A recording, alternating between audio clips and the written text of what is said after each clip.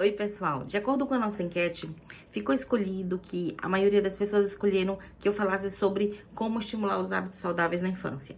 Esse é um assunto muito gostoso, eu acho que é um assunto muito importante. E assim, a gente como pediatra, é importante que a gente tenha uma participação positiva na família, levando assim orientações, dicas que possam ajudar a estruturação desses momentos familiares que são muito importantes, que é o momento à mesa.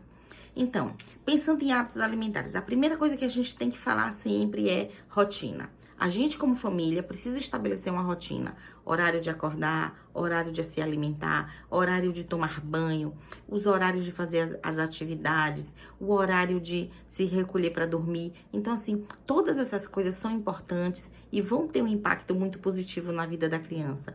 Ela se organiza melhor, ela já sabe o que vem, uma coisa após a outra, ela já sabe o que pode esperar. Então, isso tudo diminui muito a ansiedade também. Tanto a ansiedade das crianças, como a ansiedade da família, a ansiedade de quem cuida das crianças.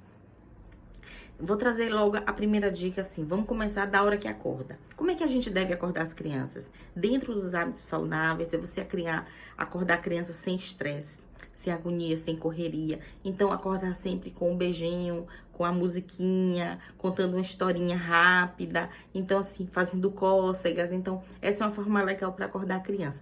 Acordar e orientar que essa criança sempre vá primeiro para o banho. E depois do banho, falar da importância dessa higiene matinal. O banho dá à criança todo um novo vigor, prepara ela para enfrentar o dia. E aí a gente vai tomar o banho e também, antes ou depois do banho, vai estar agradecendo a Deus. Porque que a gente acordou. Obrigada, Senhor, porque a gente acordou, porque tem um lindo dia pela frente. Esteja conosco, pedir a Deus que esteja conosco nesse momento. Então, ensinar a criança a ser grata. Então, ela começa a habituar a entender que a gente acordou e isso já é um motivo para estar feliz, para estar que a gente acordou bem e agradecer por isso. Então, depois do agradecimento, depois do banho, desse acordar sem estresse, isso, gente, pode ser rapidinho, coisa de 2, 3 minutos a gente consegue fazer esse agradecimento e já encaminhar a criança para o banho. A primeira coisa que a criança deve fazer é beber água. A primeira ingestão deve ser água. Um volume não precisa ser um volume grande, um volume pequeno, água natural, para ir acordando o aparelho digestivo. E depois da água, uma fruta, de preferência laxante, mas tranquilamente pode ser a fruta que a criança prefira. Não há necessariamente tem que ser uma fruta laxante, tá? E depois dessa fruta laxante, aí vai o café da manhã normal, que pode ser o cuscuz, um ovinho cozido, um ovinho frito, também um ovo mexido ou frito no azeite, né? Com manjericãozinho, fazer o pão, o leite. E aí fazer o que a criança faz o café da manhã normal. Lembrar que a regra é a água e a fruta. E depois o café da manhã normal. Tem criança que come muito pouco pela manhã, mas não dá pra gente abrir mão da água e da fruta, certo? Segundo ponto. Aí essa criança vai ser encaminhada para a escola ou para a atividade que ela for fazer em casa, seja as atividades escolares, seja que vai se dirigir para atividade física. Mas a gente precisa lembrar um detalhe. Criança até 12 meses, que é um ano, ela não deve usar tela ainda. E a criança que vai usar tela é a partir de um ano, de 13 a 24 meses, que é de 1 a 2 anos, vai usar meia hora de tela. Assim, de 2 a 3 anos, 1 hora de tela. E acima de 3 anos, que a criança deve usar 2 horas de tela por dia. Esse tempo é um tempo distribuído, tá? Durante o dia todo. Então, assim, ter muito cuidado com o abuso das telas. E lembrar que nunca, jamais, de forma nenhuma, a gente deve permitir que a tela faça parte do horário da refeição.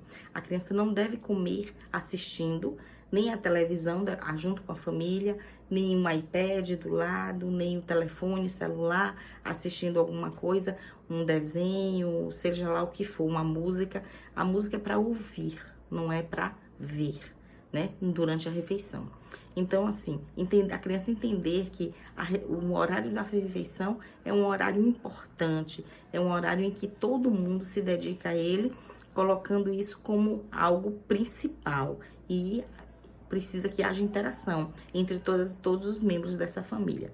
Então, a criança acordou, Já fez tudo isso, então no meio da manhã, o lanche a gente deve preconizar que ele seja sempre antes das 10 horas. Por quê? Porque antes das 10 horas você tem um intervalo maior para o almoço. Se a criança lancha antes das 10 horas, ela não vai ter aquela plenitude gástrica, aquele estômago muito cheio que vai atrapalhar o almoço, se ela lanchar a partir das 10 e meia lanchar. Então, esse lanche deve ser sempre antes das 10 e ele não deve ser lácteo. Não deve ser nada à base de leite, biscoito, bolo, nada disso. Por quê? Porque esses alimentos, além dele dar a sensação de estômago muito cheio e atrapalhar a aceitação do almoço, ele também ocupa os receptores do ferro. Então, quando a criança vai almoçar, os receptores de ferro estão ocupados. Então, há uma concorrência de absorção. E os alimentos do almoço que são ricos em ferro, eles vão ser pouco absorvidos, porque os receptores do ferro já estão ocupados pelo lanche da manhã. Então, por isso que lanche da manhã não se faz à base de leite. Essa é uma regra básica, tá? Chegamos no almoço. No almoço é sentar à mesa.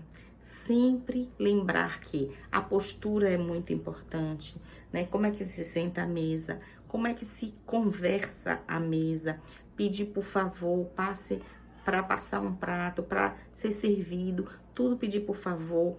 E no horário da refeição da mesa, além de não ter as telas, a gente deve evitar assuntos desagradáveis, gente. Por quê? Porque na hora que a gente está se alimentando, toda a vascularização, os vasos, eles estão mais dilatados a nível do aparelho digestivo, que é para ajudar, facilitar o processo digestório.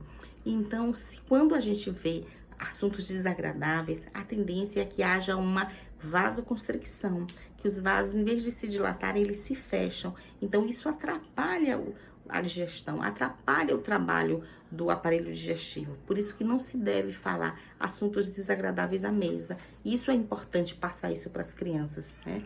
Sentou à mesa, vamos agradecer o alimento que está ali, agradecer porque alguém proporcionou que o alimento esteja na mesa, alguém preparou aquele alimento, então vamos agradecer por isso, né? Então isso é importante também.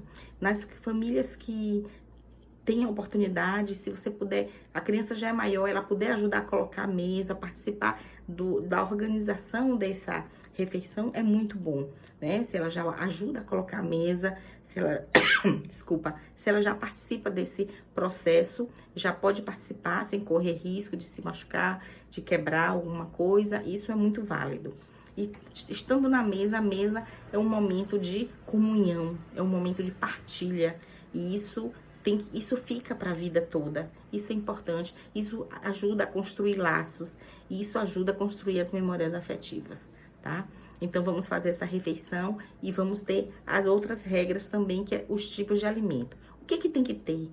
Digamos assim, durante toda a infância, você deve ter sempre conversar com a criança que ela vai ter que escolher um legume, um tubérculo ou raiz, então vai ter um debaixo da terra, um de cima da terra, o legume e o tubérculo, uma folha verde e 2 ou 3 carboidratos em grão, que seria arroz, o feijão, macarrão, milho, lentilha, grão de bico, etc. Que escolheria entre esses aí 2 ou 3, né? As crianças que gostam muito de farinha, eu sempre sugiro que substitui a farinha por uma farinha de aveia, a farinha de mandioca, em vez da farinha de mandioca, usar uma farinhazinha de aveia, porque tem ferro, tem fibra, e isso vai ajudar, né, na digestão, inclusive diminui o índice glicêmico de alguns alimentos, né, para não aumentar muito o índice glicêmico durante a refeição. E, além disso, tem que ter uma proteína. Quanto de proteína? As mães sempre me perguntam, que tamanho é? Quanto eu dou de carne? Quanto eu dou de frango? Quanto eu dou de peixe? Para a criança, até 1 ano de vida, é a mãozinha dela fechada. Esse é o tamanho do bife dela, da mão da criança. E a criança maior é a mão dela aberta. Então, é um bife maior, a mão da criança, tá? Ou um ovo cozido, vai equivaler também. Então, assim, precisa ter essa proteína. Então, a gente tem legume, tubérculo, folha verde, carboidrato em grão e a proteína. É isso que deve ter na refeição da criança, tá? E depois da refeição, o que tem que ter? Uma sobremesa? Sim, de preferência uma fruta cítrica. A fruta cítrica, ela melhora a absorção de vitamina C, Vitamina A e E. Então, isso vai ser bem importante, ter uma fruta cítrica em vez de ter um doce. Você coloca uma fruta cítrica depois do almoço. E lembrar que também, durante a refeição, não deve estar tomando líquido, porque o líquido atrapalha muito, inclusive, a absorção de vários nutrientes. Além de dilatar o estômago, de dar uma sensação de estômago muito cheio e diminuir o volume de ingestão também, tá? Então, não deve ter esse líquido. Então, almoçou, teve a sobremesa, tal, lembrar de escovar os dentes, ter esse hábito. E esse hábito, ele fica muito bem radicado se o adulto também fizer, se o adulto também for escovar os dentes. Aí a criança normalmente vai, tá? E depois disso aí, o lanche da tarde, que vai estar em torno das 15 horas, 15h30, esse lanche ele pode ser lácteo. Por quê? Porque nesse lanche lá, se o lanche for lácteo e ele aumentar mais a sensação de estômago cheio para o jantar, não tem problema se o jantar for um volume menor que o almoço. A refeição principal é o almoço. Então, o jantar ele pode ser com um volume menor. Então, não tem problema esse lanche lácteo. E a outra coisa, quando a criança faz esse lanche em torno das 15h30, no máximo 16 horas, os receptores de ferro ainda estão ocupados pelo almoço, né? Pelos nutrientes do almoço. Então, o leite do lanche, que vai estar constando no lanche, ele não vai concorrer para esses receptores, porque eles já vão estar ocupados. Então, eles vão ser absorvidos por outros receptores. E então, quando a criança vai jantar, os receptores já estão desocupados pelo período que aconteceu o almoço, certo? Então, o lanche, esse lanche, quando eu falo que ele é lácteo, ele pode ser o bolo, pode ser um biscoito que leve leite, um biscoito caseiro, de preferência. Pode ser o iogurte, e o iogurte a gente sempre orienta, não fazer iogurte puro, porque ele vicia muito o paladar. A criança habitua aquele paladar, aquela textura. Então, coloca dentro do iogurte a granola, a aveia, coloca a fruta picada, fruta seca, as frutas secas também picadas. Então, assim, evita dar o iogurte puro, o iogurte sempre com alguma coisa dentro, uma fruta, um cereal dentro do iogurte, até um sucrilho também dentro desse iogurte, tá? Então, depois do lanche, a gente vai ter o jantar. Gente, nós, adultos, nós não precisamos jantar, mas as crianças precisam. Porque as crianças que estão em crescimento e desenvolvimento, elas estão ganhando peso, ganhando altura, aumentando músculo, aumentando ossos, tendões, cartilagens, aumentando os órgãos, estão crescendo. Então, a criança tem que jantar, nós não. Então, o jantar pode ser similar ao almoço, porém, você pode botar só. A proteína não pode abrir mão da proteína, tá? Obrigatoriamente tem que ter a proteína no jantar. Aí você vai ter a mesma quantidade de proteína. Você pode botar o legume, o tubérculo e uma folha. Não pode não botar o carboidrato em grão, que seria o arroz, o feijão, tá? E aí dá a criança fazer esse jantarzinho, certo? Em relação ao volume do jantar, comumente ele pode ser menor que o almoço, sem problema nenhum. Aquela mesma regra, estar na mesa, agradecer, se portar junto à mesa, só se levantar quando todos terminam, ou então em situações extraordinárias que alguém precisa sair antes, entender que a pessoa sai antes, mas ela pede licença para sair em respeito a quem ainda está comendo. Então essas coisas, elas fortalecem os laços, fortalecem as memórias afetivas da criança. Isso a gente leva para a vida toda. Isso a gente passa por gerações e a gente ensina os nossos filhos vão ensinar os nossos netos vão ensinar os nossos bisnetos, tá? Isso é muito importante. Então, tem o jantar e depois do jantar vai descansar, vai ver se vai fazer uma atividade, vai brincar um pouco. Se esse jantar acontece às 18h30, lembrar que a criança só vai dormir. Se a criança só for dormir 8h30, 9 horas e quiser alguma coisa antes de dormir, preferencialmente, esse antes de dormir não deve ser a base de leite. Ele deve ser a base de fruta, sem água e sem açúcar, tá? Então, por exemplo, água de coco, banana e pera batido, né? Laranja, mamão e maçã, lima, melão e pera. Então, assim, faz um coquetel de fruta, só fruta mesmo, sem água, sem açúcar, e a criança toma antes de dormir, vai estar bem nutrida, não vai ter aquela plenitude gástrica que dá o leite, e nem o estímulo de produção de muco que o leite também dá. Então, por isso que a gente sempre orienta que faça esse coquetel sem leite antes de dormir, tá? E não assim, tomou e já deita. Tomou, espera digerir um pouco para depois ir deitar. Não é bom, não é confortável e pode estimular, inclusive, o refluxo oculto se a criança enche o estômago e deita. Jamais encher o estômago e deitar, porque isso aí pode favorecer, inclusive, o refluxo oculto, ok? Então, antes de dormir, você sempre assim, se for música, lembrar que a música tem que ser aquela música levinha, tem que ser aquela coisa gostosa, mais amena, já mesmo induzindo ao sono. Se for uma historinha também, uma historinha mais amena, uma coisa mais tranquila, mais curta, para a criança induzir ao sono e não deixar ela muito desperta, tá?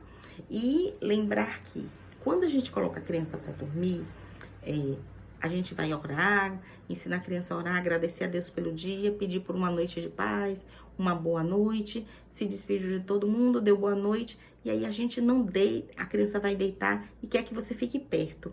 Você fica perto para a criança se sentir segura e dormir, mas não fica alisando, não fica passando a mão, não fica fazendo cafuné para botar a criança para dormir, porque ela se habitua a isso. E aí o que acontece? A criança tem vários despertares à noite. Ela tem pequenos despertares e rápidos durante a noite.